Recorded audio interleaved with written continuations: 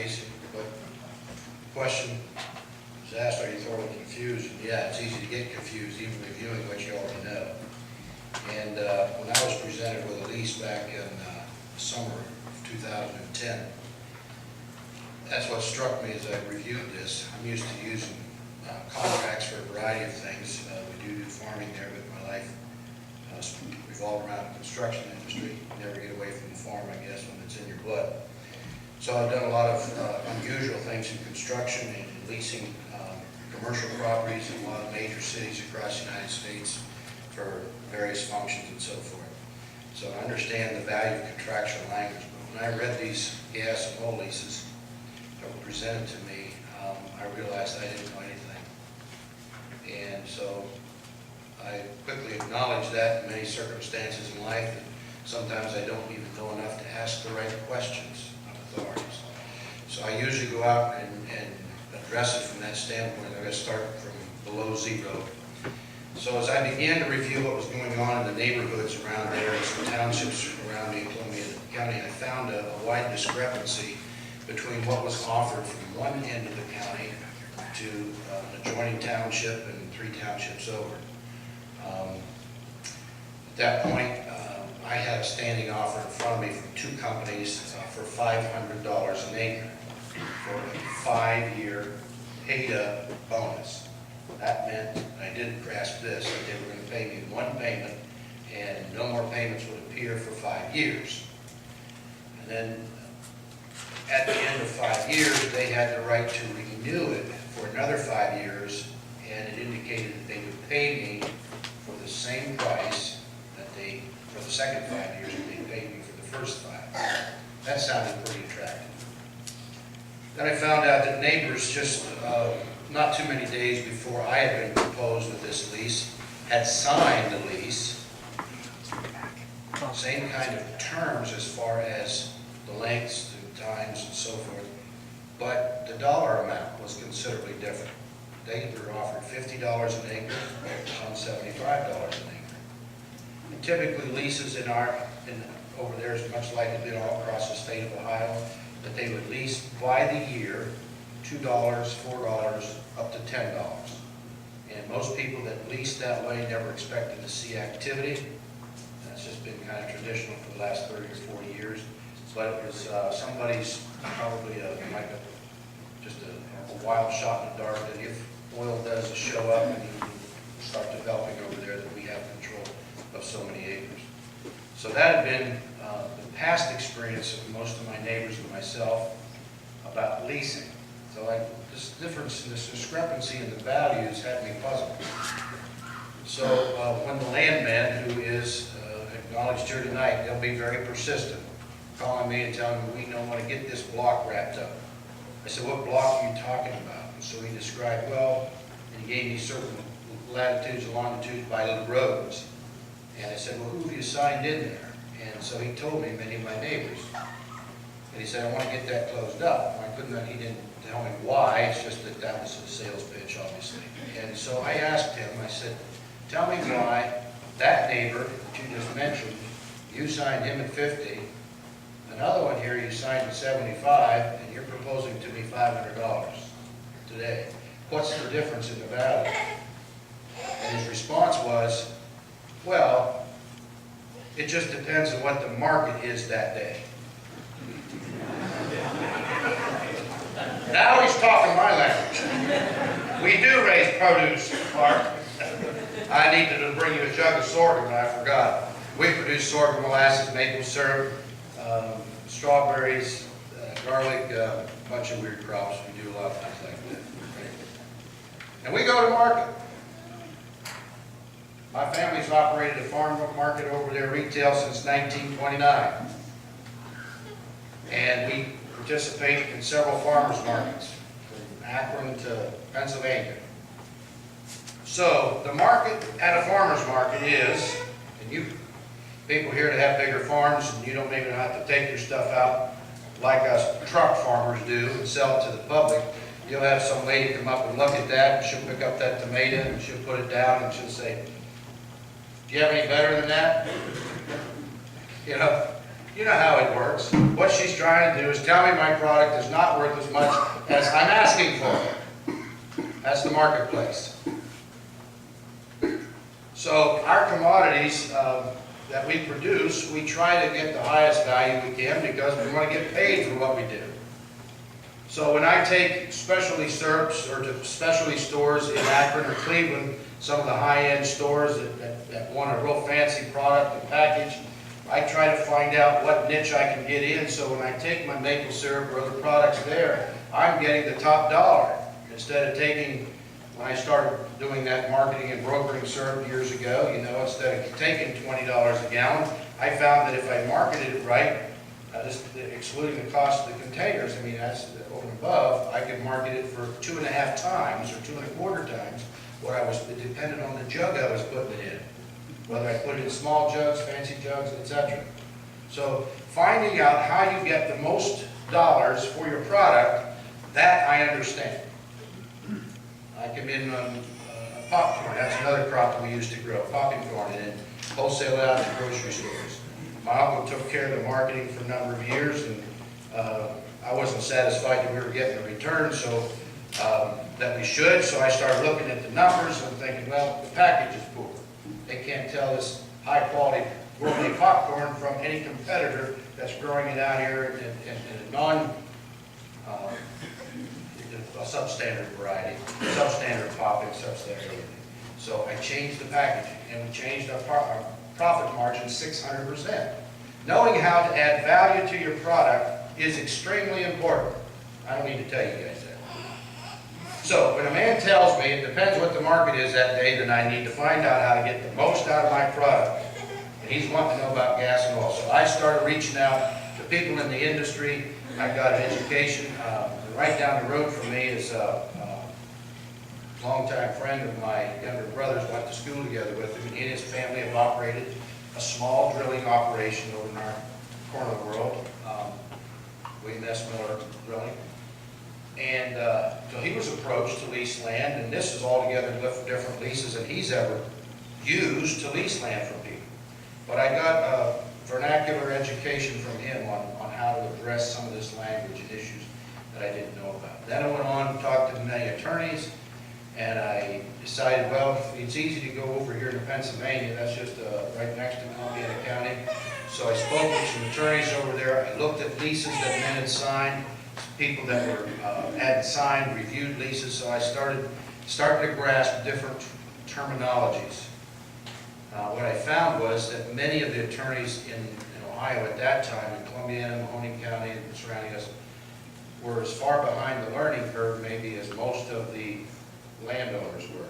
Because they had used the typical leases that they had seen reviewed for numbers of years, and they didn't know there was a difference in the technology. They didn't know how suspect and how vulnerable the same lease that was okay 20 years ago left the landowner wide open. What was mentioned here a bit ago was water. I haven't reviewed many of these leases that are held by Columbia, but I asked a question in a board meeting here the other night about the issues of that. And I said just about all of them allow water, access to your water. Anybody know how many millions of gallons it takes to drill one well in this deep? 3.5 million. What is it? 3.5 million up to. That's conservative. Yeah. I've seen higher figures than that. So what I learned was the lease that they wanted me to sign had to control the activity that went on my land. In other words, it was the manual for my farm. It was going to control what I allowed that driller to do or restrictions that he had to follow. How much restriction is in state law for these drillers?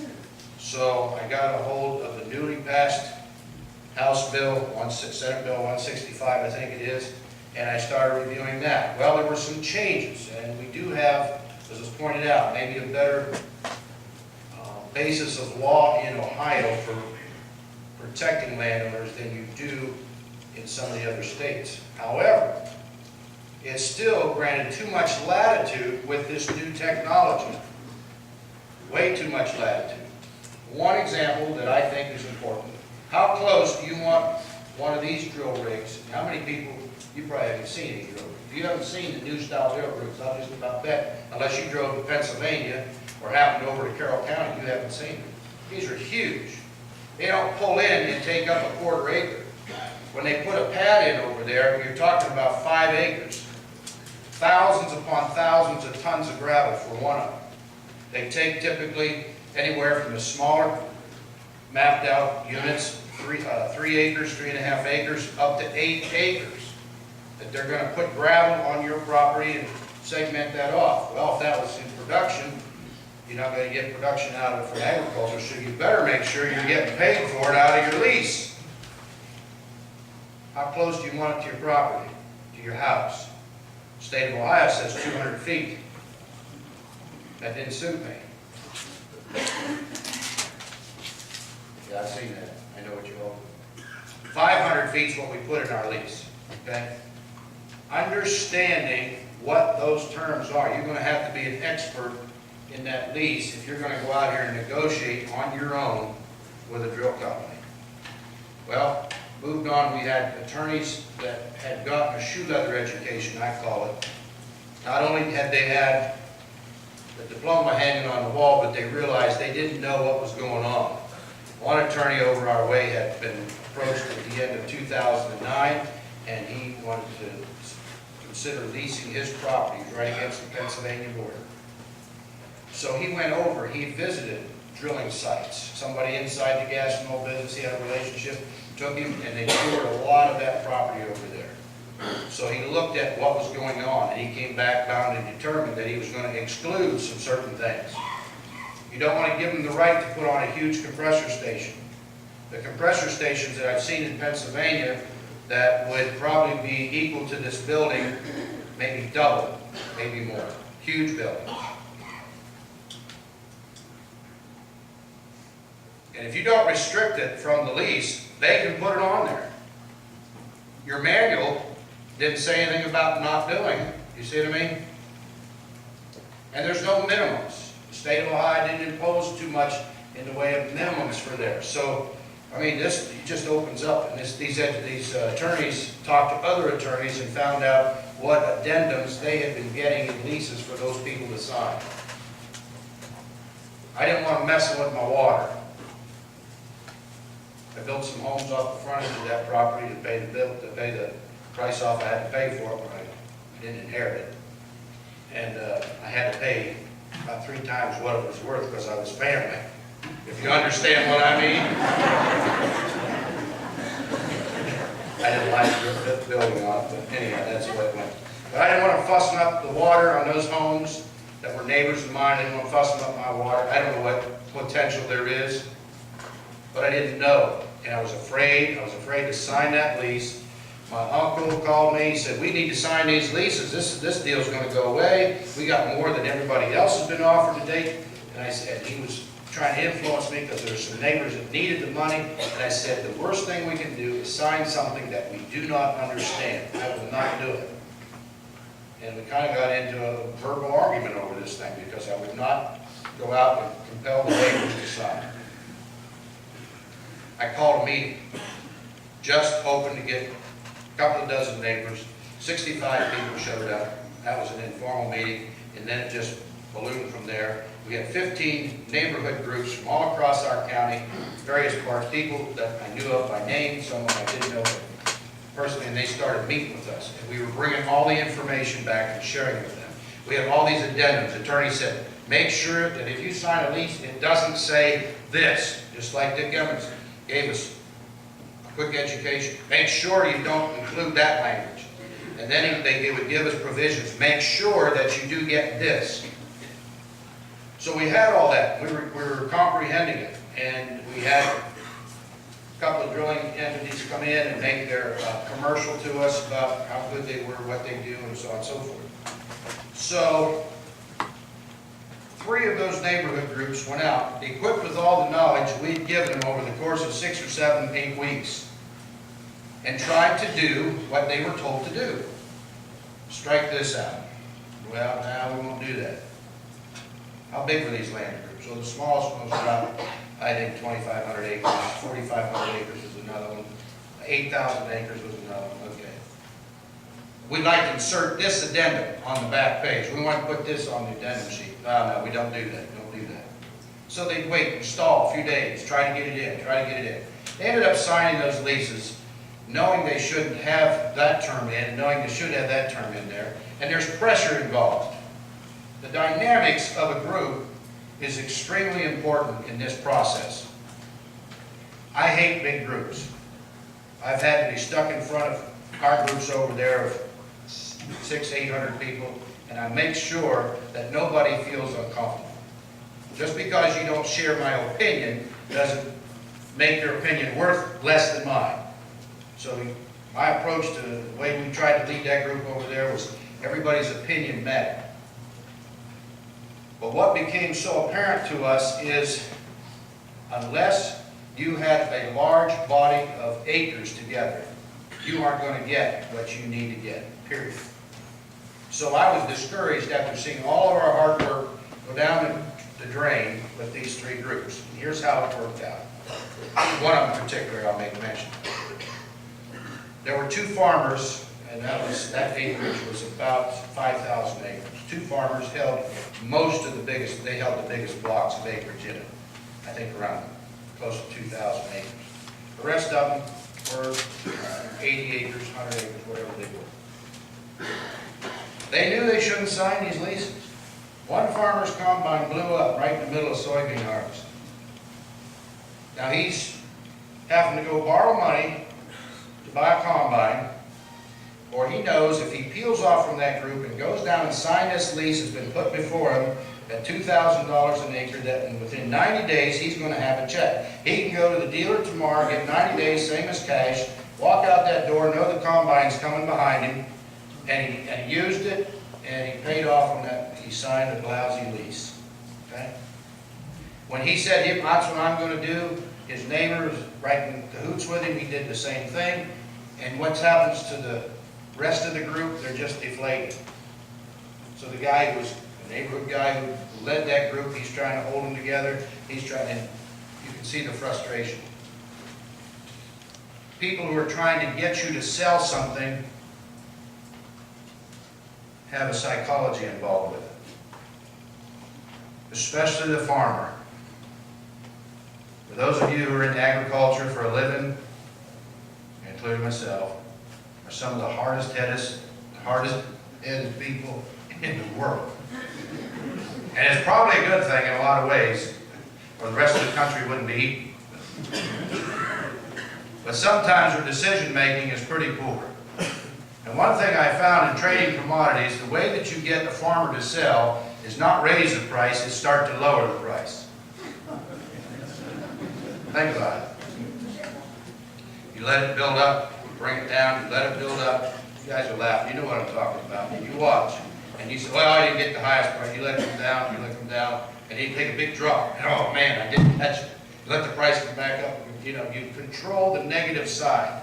The wealthiest people who've made money off Wall Street and off of the commodities exchanges, and this is well documented, did not make it by buying low and selling high.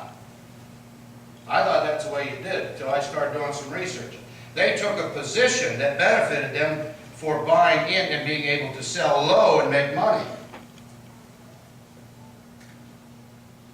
And I'll tell you an example.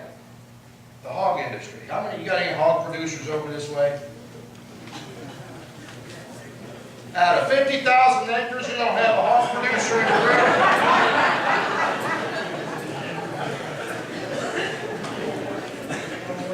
You've been told get out of hogs. You should Many of you are probably like my family. My granddad, we had the farm market. We always had leftover produce. What better way to put that produce? You have to feed it the second time. You feed it to hogs and then feed the hogs to the humans. Okay? But we always had hogs around the farm. He did, and I had my own farming operation. Always had hogs, not a lot. And so I just fell into something. I found that there was a market niche between Christmas and New Year's for market hogs. I couldn't explain it to you, but I always got 3 to 5 cents a pound live weight when I wouldn't think the buyers were going to come out to the market. I don't know why they paid more, still don't know. But I just discovered that by chance. Now one day I was reading down through commodities prices, and I saw that in that, it was in November, I think it was, when I was reviewing this, and I saw that the projections for the market on live hogs was going to be way low than what it had been. It was projected to be way low. And I scratched my head and I'm thinking, I wonder why. So a friend of mine that had made more of a study of the markets than I had came to visit me, and we were talking, and so I said, I drug this market report out. I said, look at this. I said, am I reading this right? He said, yeah. I said, somebody's going to make a fortune. And he said, kind of looked at me like, well, how do you know? And I said, told him what my discovery was. I said, I think this is going to be low. Somebody's going to make a lot of money because the market price of hogs is low. You got to have a contract to sell it to make money. So anyhow, sure enough, when it came time, close to that end of a series in the market, what happened was the cash market during that time frame went up big time.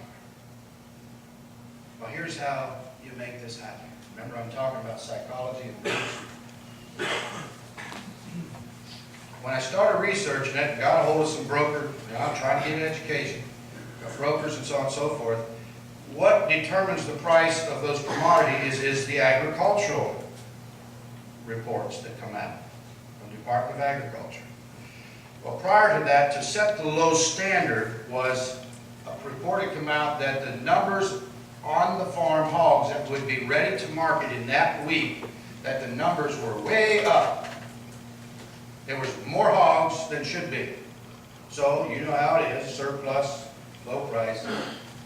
That's why it's predicted. Now, what happened to cause a change in that market? A market adjustment, a market correction.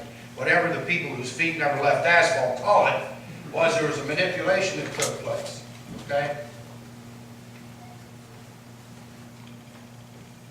Oops, Department of Agriculture came out the next report 4 weeks later, and here's what it said. We made an error. It's actually the marketable hogs are lower than normal. Now, who made the error? Can't prove it. But who reports the numbers? Since you guys haven't read talk, I'll tell you. It's the farmers. Department of Agriculture does not send somebody to your farm to count hogs, nor cows. It's a self-reported industry. When you recognize that, I don't know what the percentage is, but it's like 75 to 80% of the pork in this country is controlled by 4 packers. From birth, from birth, really, from sow, clear up through the finished end of this thing. So who reported the wrong numbers is what I want to know. My hunch is, if you follow it back, and I said this to some of the brokers that I was trying to pick their brains and figure it out, where I said, it seems to me like those guys manipulated the market and had taken a position so that they benefited not only on the upside, but they benefited on the downside. And he said, you know too much. And I told him, he asked me, who in the world are you? And I said, just some farm kid from eastern Ohio. And he said, if you don't mind, he said, I wouldn't mind calling you. He said, that's the kind of information I want. What you just told me about, you discovered that there was always a higher price for market hogs between those 2 dates. Now, I don't know if it's still kept that way. I haven't traded on them. But, you know, just with a minimal amount of investment, $5,000 would have turned me 20 grand if I would have taken a position in there. Knowing how to manipulate things. So when the buyer comes to your door and knocks and say, let's establish the market value today, what are you going to tell them? Have you ever sold gas and oil before? Have you ever leased your land for these kind of numbers and for these kind of conditions? Most of you in the same position I was. No, you didn't. You need an education. You ought to be afraid to sign anything. Most of you can't that are in this room. We got, what, almost 70%? What's the number? About 70% of you, 72%, are stricken with a lease. You don't have the potential to lease. All you have is the potential to suffer. Carl Ayers over here, if they drill a well that produces $1,000 per acre per month for the royalty owners like they are over in Marcellus, if they produce that, you know how much he gets in a year? $25. Because the manual that goes with his farm says that. You guys need help. And most of you don't know how much help you need. Now, those of you who aren't under lease, just like I wasn't, we need lots of help too. So how do I make my market value of my land appreciated? I don't know where to go get oil and gas and dump down in and make the reserve. I don't know if I can dilute it with water. None of the things that you guys do in the bulk. Oh, did I say that? At the bulk tank to make this have more money. You guys go out there and give your cows a shot of hormone and make them produce more. You're trying to do something to change the equation so you can get more product out there and make more money on the product that you're sending. We got to change the marketplace. So if he invites me to be a seller, then I need to be an informed seller, and that's what we started off doing. So I called the rest of those neighborhood leaders after those 3 groups went off and flopped. I said, it's time to make a negotiating unit out of this thing, not just an information unit.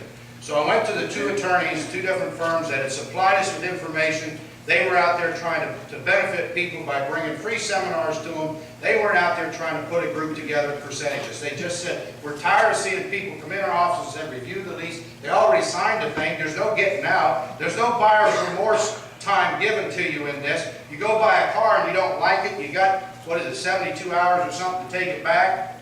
The lemon law, or whatever it is they call the thing. You can tell I don't practice law. But Dick, you still practice law after all these years. Don't you get it right?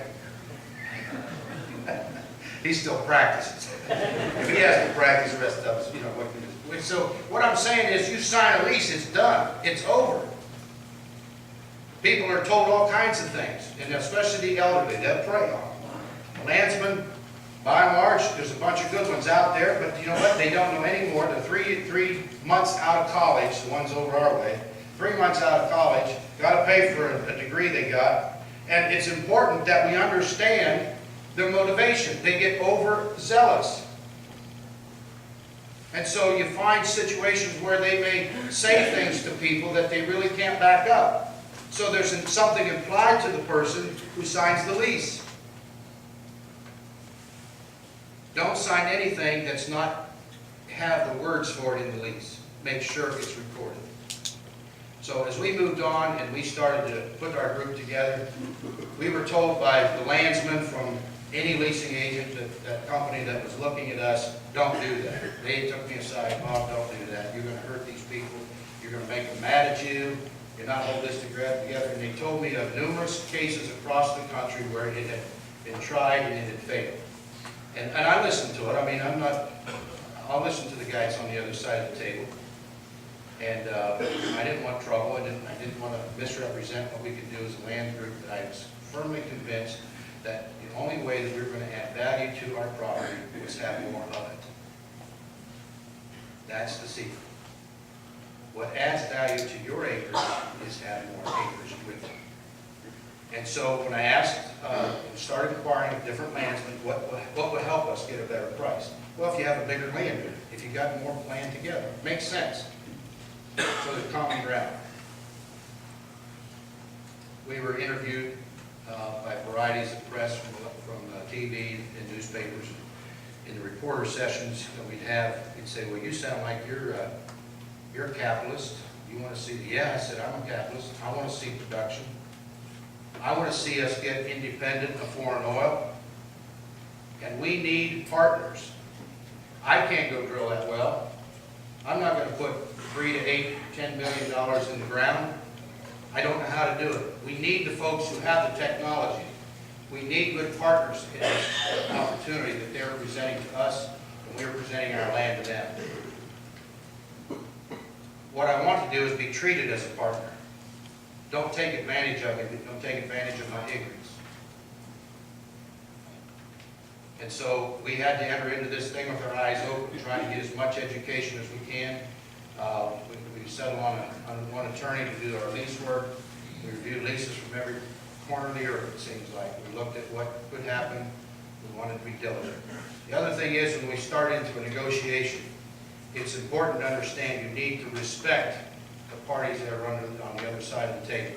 They may have taken advantage of some of your neighbors, some of the landsmen did. The story I got to relate to you here is one of our board members sits on the health commission of our county over there, but he stopped one night at the mailbox. His next door neighbor, the aged man who had his farm, said that he'd been approached and to lease it for $500 an acre. Board member lived right next door.